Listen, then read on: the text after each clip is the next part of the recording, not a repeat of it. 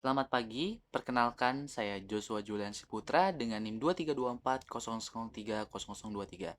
Dan dalam kesempatan ini, saya akan memaparkan strategi saya sebagai sales manager baru di Adora Finance. Adora Finance adalah perusahaan pembiayaan motor yang tidak bisa menjual langsung ke konsumen, melainkan harus melalui dealer motor sebagai mitra. Ini artinya hubungan dengan dealer adalah kunci utama bisnis kami. Namun saat ini, kami menghadapi tiga masalah serius. Pertama, sales force kami tidak mengikuti arahan dengan baik sehingga performa penjualan terus menurun. Kedua, dealer semakin dominan dan sering menolak program yang kami tawarkan. Ketiga, ada praktik tidak etis berupa pemberian uang ekstra kepada dealer yang membuat biaya operasional membengkak. Inilah yang harus saya benahi. Berikut adalah langkah-langkah yang akan saya ambil tipe selling yang paling sesuai. Tipe penjualan yang paling tepat untuk Adora Finance adalah consultative selling atau penjualan berbasis konsultasi. Mengapa? Karena Adora tidak menjual produk fisik, kami menjual solusi pembiayaan. Sales kami harus mampu memahami kebutuhan dealer, apa yang diinginkan pelanggan akhir, beberapa cicilan yang terjangkau, dan bagaimana skema kami lebih menguntungkan dibanding kompetitor. Pendekatan ini mengubah posisi sales kami dari sekedar penawar produk menjadi mitra bisnis yang dipercaya dealer. Dengan konsultatif selling, hubungan jangka panjang dengan dealer bisa dibangun tanpa harus mengandalkan uang ekstra. Karakteristik sales manager yang efektif. Sebagai sales manager, baru saja menyadari ada beberapa karakteristik yang harus saya memiliki agar efektif memimpin tim. Pertama, leadership yang inspiratif. Saya harus bisa menjadi contoh nyata, bukan hanya pemberi perintah. Tim yang tidak mengikuti arahan sebelumnya kemungkinan besar disebabkan oleh kurangnya kepercayaan diri pemimpin. Kedua, kemampuan komunikasi yang kuat.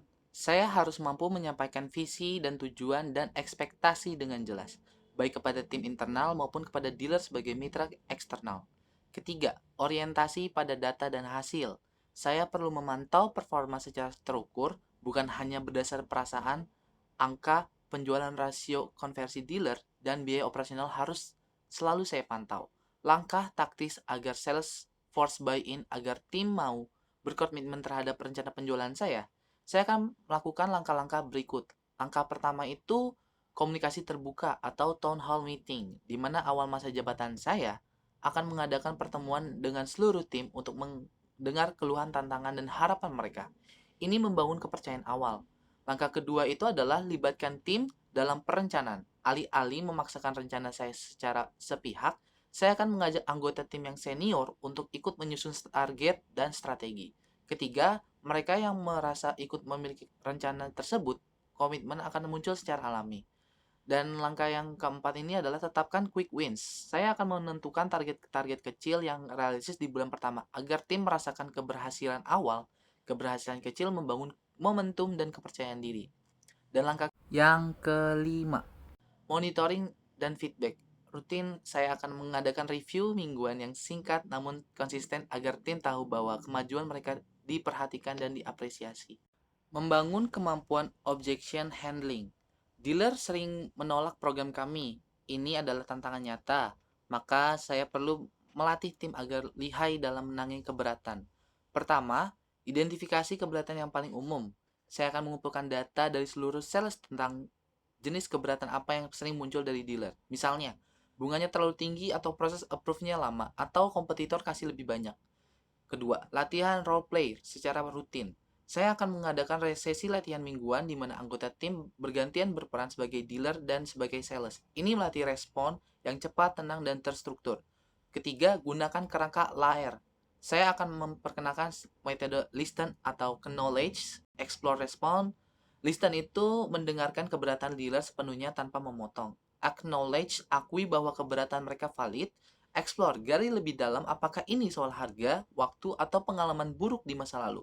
Responnya, berikan solusi yang relevan dan bernilai bagi dealer.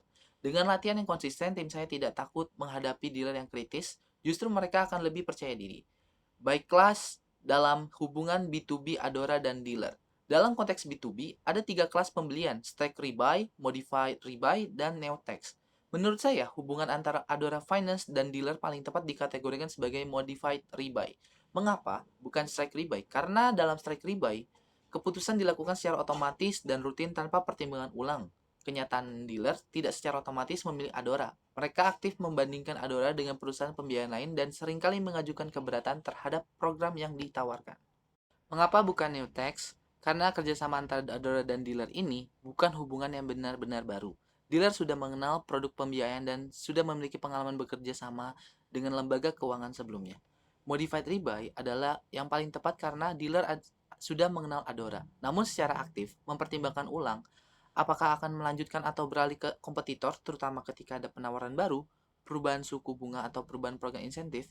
Implikasinya bagi tim sales saya, kami tidak bisa bersantai hanya karena dealer sudah kenal Adora. Kami harus terus aktif memberikan nilai tambah agar dealer tidak berpaling ke kompetitor. Sikap terhadap praktik tidak etis. Praktik memberikan uang ekstra kepada dealer adalah bentuk suap komersial yang tidak dapat saya toleransi. Selain melanggar etika bisnis, praktik ini merusak dari dalam.